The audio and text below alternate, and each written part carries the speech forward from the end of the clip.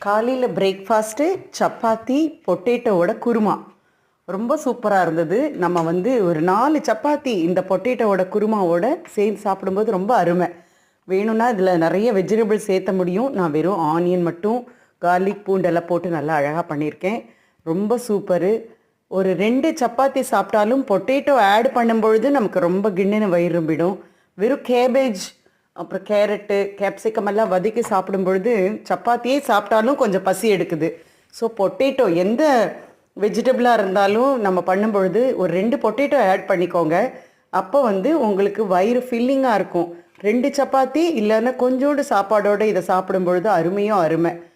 இது ப்ரெட்டை கூட நம்ம டோஸ்ட் பண்ணி இந்த பொட்டேட்டோ குருமாவோட சாப்பிட்லாம். அருமையாக இருக்கும்.